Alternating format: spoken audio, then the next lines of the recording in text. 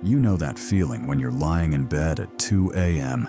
and suddenly your brain decides to replay a conversation you had 3 days ago, word for word, pause for pause. Every facial expression, every tone shift, every awkward silence. And then it starts asking questions. Why did they say it like that? Did I say something wrong? What did that pause mean? Are they upset with me? Most people would call this overthinking. Your friends tell you to just let it go. Your family says you're reading too much into things. Even you might think there's something wrong with you. But what if I told you that neuroscience and psychology have discovered something completely different? What if replaying conversations isn't a flaw at all, but actually a sign of a rare and powerful mind? In the next 15 minutes, I'm going to show you 7 scientifically backed traits that people who replay conversations possess. And by the end of this video, you'll understand why your mind works this way, why it's actually a gift, and how to use it without letting it drain you. Because here's the truth, only 12 to 18% of the population processes social interactions the way you do. And that's not a curse. That's extraordinary. Let's dive in. Trait 1. Hyperperceptive social intelligence. Here's something most people don't realize. When you're having a conversation, you're not just listening to words. Your brain is simultaneously processing at least 6 different layers of information. Layer 1. The actual words being spoken. Layer 2. The tone and vocal inflections. Layer 3. Facial micro-expressions that last less than a second. Layer 4. Body language and physical positioning. Layer 5. What's not being said. The gaps, the hesitations. Layer 6. The emotional energy underneath everything. Most people, they catch maybe 2 or 3 of these layers. You're catching all 6 in real time, while also formulating your responses. This is what psychologists call high social monitoring capacity. And here's the fascinating part. Your brain doesn't stop processing when the conversation ends. It keeps running because it hasn't finished analyzing all that data yet. Think about it like a computer running a complex program. When you close your laptop before the program finishes, what happens? It keeps running in the background. That's exactly what your brain is doing when you replay conversations. Real-world example. Remember that time a coworker said, "Yeah, that sounds great," about your idea, but something felt off? Most people would take it at face value and move on. But you replayed it. You remembered that tiny pause before they spoke, the way their smile didn't quite reach their eyes, the slight shift in their tone, and 3 days later, you found out they actually disagreed, but didn't want to cause conflict. You weren't paranoid. You were right. Your brain detected a micro-signal that 85% of people would completely miss. A groundbreaking study from University College London in 2019 found that people with high social monitoring abilities can detect deception with 73% accuracy, compared to just 54% for the general population. That's not just slightly better. That's almost a different level of human perception. But here's where it gets deeper. This ability didn't just randomly appear. Research shows that hyperperceptive social intelligence typically develops in childhood as an adaptive response. Maybe you grew up in an environment where you had to read a parent's mood before speaking. Maybe love felt conditional, so you learned to detect the smallest signs of approval or disapproval. Maybe you discovered early that missing subtle cues could lead to conflict, punishment, or emotional withdrawal. So your brain did what brains do. It adapted. It became exceptional at reading between the lines. And now, even in safe environments with people who genuinely care about you, your brain keeps running that same program. Because, to your nervous system, being hypervigilant kept you safe once. And safety protocols don't just shut off because the danger has passed. Here's what this means for you. You're not too sensitive. You're not making things up. You're operating with a level of social perception that most people will never experience. You can walk into a room and sense the emotional temperature instantly. You know when someone is pretending to be fine. You can detect lies, manipulation, and hidden agendas that others miss entirely. This is rare, this is powerful, and yes, it's exhausting. But it's also why people come to you when they need someone who truly understands. It's why you can navigate complex social situations with precision, It's why you're often the first person to know when something is wrong. Your brain replays conversations because it's exceptional at reading people. That's not overthinking. That's deep thinking. Trait 2. Emotional depth and prolonged processing. Most people experience emotions like waves. They come, they peak, they recede. For you, emotions are more like ocean currents. They run deep, they last longer, and they're far more complex. When someone says something that hurts you, even slightly, your brain doesn't just register the pain and move on. It replays the moment, examines it from multiple angles, tries to understand not just what was said, but why it hurt, what it means about the relationship, what it reveals about you. This is called high emotional depth, and it's directly linked to a neurological trait called sensory processing sensitivity. Dr. Elaine Aron, who pioneered research in this area, discovered that approximately 20% of the population has a nervous system that processes emotional experiences more deeply than others. These are the people we call highly sensitive persons, or HSPs. If you replay conversations, there's a very high probability you're in this category. Here's what's actually happening in your brain. When you experience an emotional moment, your amygdala, the emotion center, and your hippocampus, the memory center, work together to encode that experience. For most people, this encoding is relatively shallow. They remember the general feeling and move on. But for HSPs, the encoding goes much deeper. Your brain is creating what neuroscientists call rich emotional memories. Memories that include not just what happened, but multiple layers of emotional context, sensory details, and relational meaning. A real example. 3 weeks ago, a friend made an offhand comment. "Oh, you're always so busy." Most people would hear that and forget it within hours. But you're still thinking about it because your brain didn't just hear the words. It felt the slight edge in their tone. It detected the subtle implication that maybe you've been neglecting the friendship. It connected this to other times they've made similar comments. It's wondering if they're pulling away, and then you start questioning yourself. Am I too busy? Am I a bad friend? Should I have explained myself better? This isn't you being irrational. This is your emotional system doing what it was designed to do. Process deeply, connect patterns, and protect relationships that matter to you. The science behind this. A 2018 study published in Brain and Behavior used fMRI scans to observe HSPs processing emotional stimuli. The results were striking. HSPs showed significantly more activation in brain regions associated with empathy, emotional regulation, and deep processing, specifically the insula, mirror neurons, and prefrontal cortex. In simple terms, your brain is literally wired differently. You don't just think about emotions, you experience them in surround sound. But here's the challenging part. Because you process emotions so deeply, you can't just get over conversations the way other people seem to. A single comment can echo in your mind for days. A misunderstanding can feel like a crisis. An unresolved tension can keep you up at night. And in a world that values moving on quickly and not taking things personally, this can make you feel broken. But you're not broken. You're deep. Here's what this depth gives you. You're capable of empathy that most people can't fathom. You understand not just what people say, but what they feel. You can hold space for complex emotions, both yours and others. You create connections that go beyond surface level. You experience life with richness and intensity that others miss entirely. Yes, it comes with pain. Deep feelers feel everything more: joy, hurt, love, loss. But that depth is also what makes you capable of profound relationships, genuine compassion, and emotional wisdom. Your emotional depth isn't a weakness, it's a superpower, and the world desperately needs people who feel deeply in a culture that's increasingly numb. Trait 3. Pattern recognition and predictive modeling. Here's something that might blow your mind. When you replay conversations, you're not just reviewing the past. Your brain is actually trying to predict the future. This is called predictive social modeling, and it's one of the most sophisticated cognitive processes the human brain can perform. Here's how it works.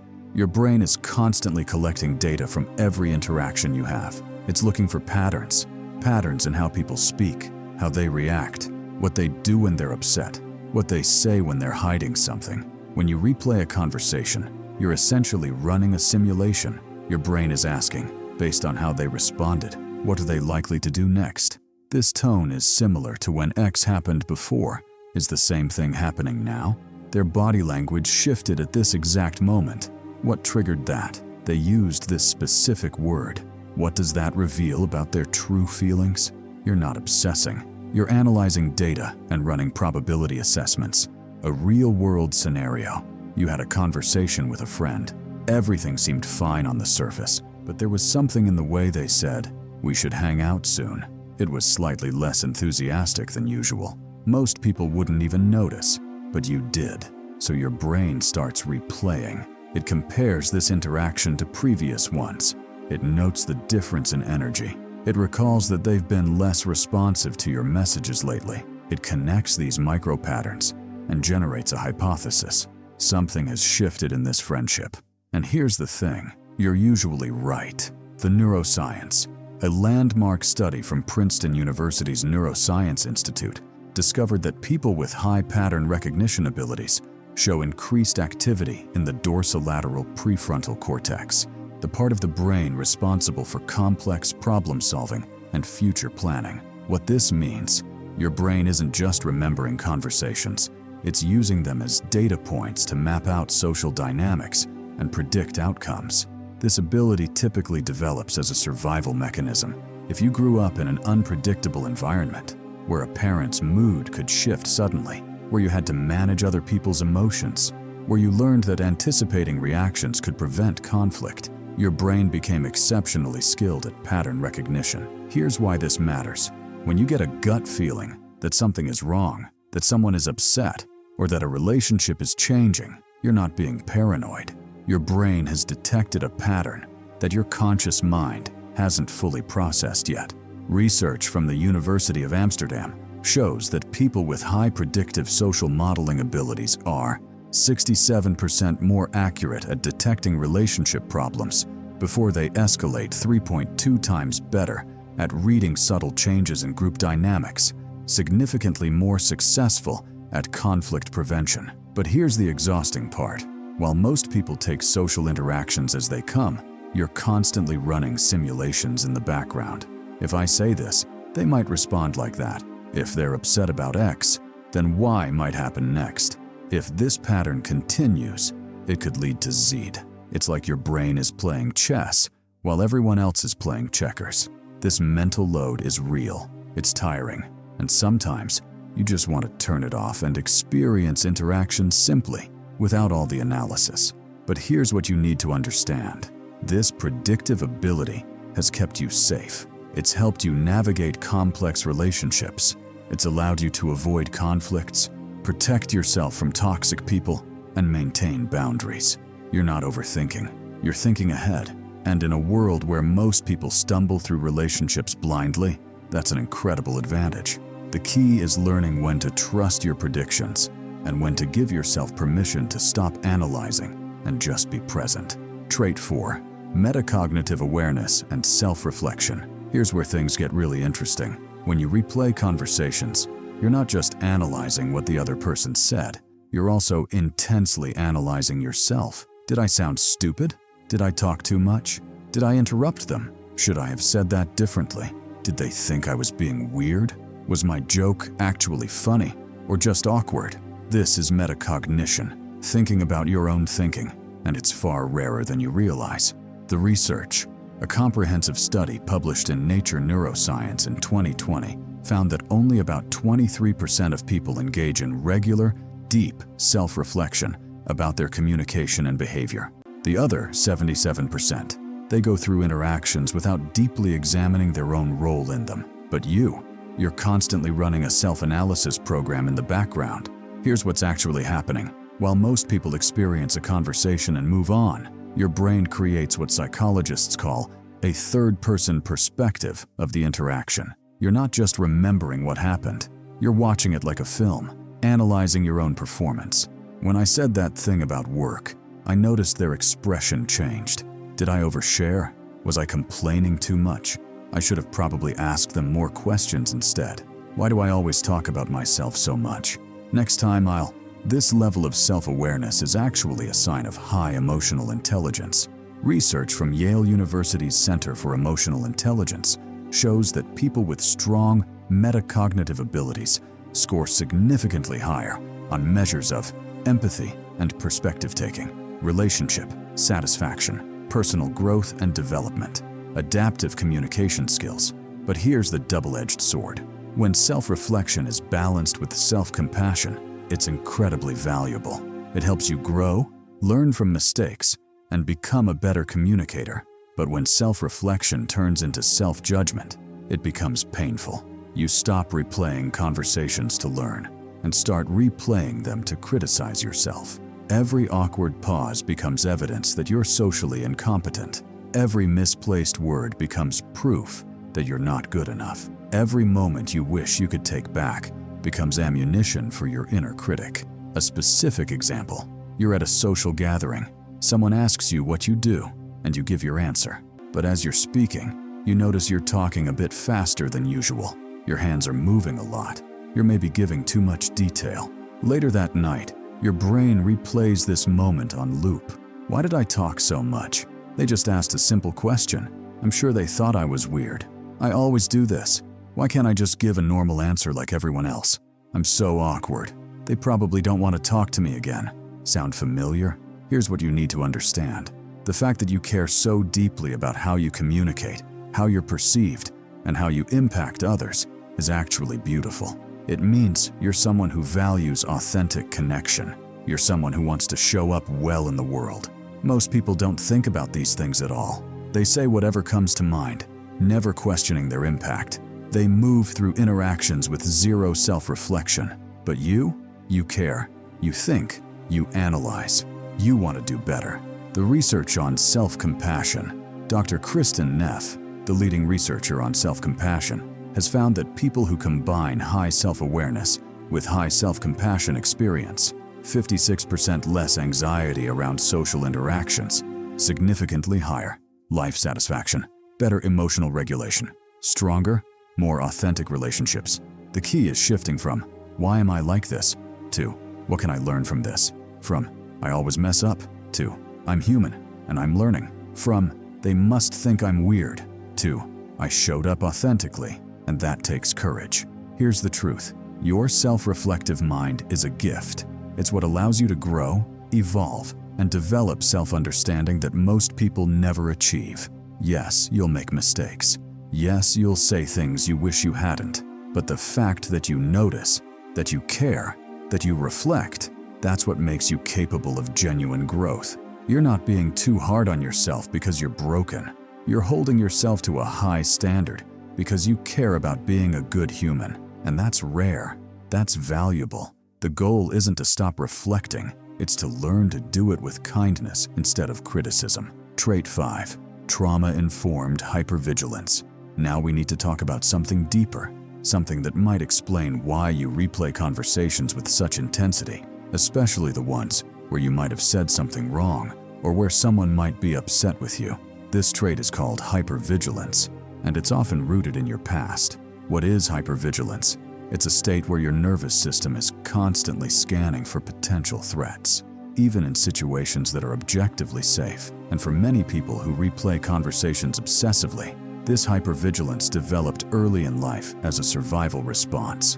The childhood connection. If you grew up in an environment where you had to monitor a parent's mood before speaking, love felt conditional or unpredictable, you were criticized, dismissed, or misunderstood frequently. Conflict was scary or overwhelming. You had to manage other people's emotions to keep the peace. Then your brain learned something crucial. Paying attention to every detail of social interactions could keep you safe. Here's what happened neurologically.